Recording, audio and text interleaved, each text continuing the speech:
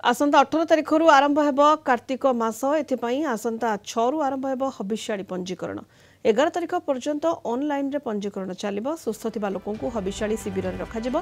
नूतन भाव में पंजीकरण करुथबा हबिष्याळी को दियाजिबो प्राथमिकता। प्रशासन पक्षरु 4टी शिविर रे रहिबे हबिष्याळी।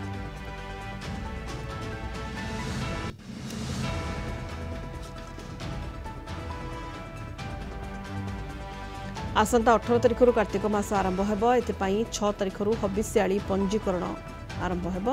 11 तारिख पर्यंत ऑनलाइन रे पंजीकरण चलिबो एवं सुस्थ थिबा लोकंकु हबिष्याळी शिविर रे रखाजिबो। प्रशासन पक्षरु 4टी शिविर रे हबिष्याळी रहिबे एवं नूतन भाव में जो हबिष्याळी माने पंजीकरण करुछन्ते सेमानंकु प्राथमिकता दियाजिबो।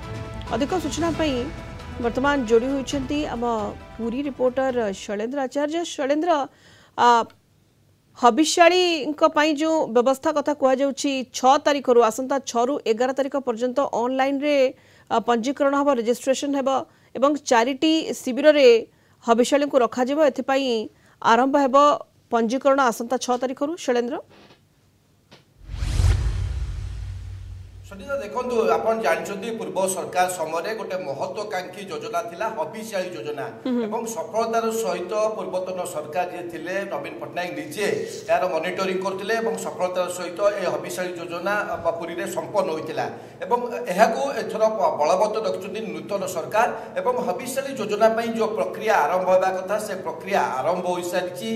आसंता जेतु 18 तारिख रे महाधार्मिक कार्तिक मास प्राय जो संकल्प आरंभ हो से दिन ठारू कार्तिक मास आरंभ हो एवं से जो तो हबिष्याळी पंजीकरण ऑनलाइन माध्यम ही केवल करा आसंता अक्टोबर 6 तारिख रु 12 तारिख पर्यंत ऑनलाइन पंजीकरण चलिबो। राज्यर समस्त 63 जिलार जो माने हबिष्याळी माँ माने चाहिए से हबिष्याळी योजना अंतर्भुक्त होगापी जो वेबसाइट दि जाइए से वेबसाइट रे जो फॉर्म रही से फॉर्म रे जो तथ्य देवे से अनुसार फॉर्म को एठारे अनुध्यान करा जो मान पाखक परवर्ती समय जिला प्रशासन पक्षरु सहमति जीव पंजीकरण योग्य विवेचित हम से माने केवल पुरी राशि हबिष्याळी योजना रे विभिन्न हबिष्याळी केन्द्र में रही पारे।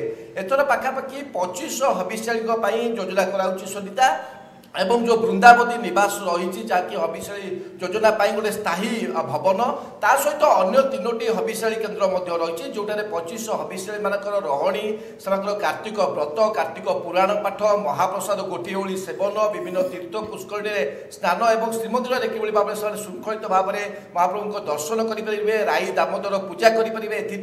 श्रीमंदिर प्रशासन जिला प्रशासन एवं विभिन्न विभाग पक्षरु प्राक प्रस्तुति सरी निहाती विभिन्न विभाग पक्षरु शैलेंद्र प्राक प्रस्तुति सरी हबिष्याळी पंजीकरण आरंभ हेबा एवं पूरी जिलापाल कोन कहउछन्ती संपर्क रे आसंत सुनि नेबा।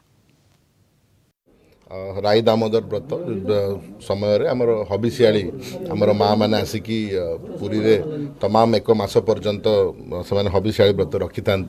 तो आप जानते विगत बहुत किसी समय है जिला प्रशासन तरफ राज्य सरकार अनुमोदन क्रमे हबिष्याळी मानक पई स्वतंत्र सुविधा गुड़िक करा जाए। आमर हबिष्याळी भवन मध्य विगत किछि वर्ष तले सरकार द्वारा इनागुरेट होइछि एवं एई वर्ष भी सही क्रमे हबिष्याळी माँ मानक आमे स्वागत जनइबू एवं कौ माँ मैंने भाग नहीं पारे से दिगरे आम आपन को संक्षिप्त जनइलु पूर्वर वर्तमान सरकार तरफ लिखित भाव में भी अनुमोदन आसी जाइए एवं आमर फंड्स कल्चर डिपार्टमेंट द्वारा प्लेस करा जाइए। तत्सहित अन्य जहाँ समस्त विभाग सहित आलोचना प्रारंभिक भाव में संपन्न होती। आगामी 6 तारिख रु 11 तारिख पर्यंत आमर ऑनलाइन माध्यम आम एप्लिकेशन ग्रहण करूँ।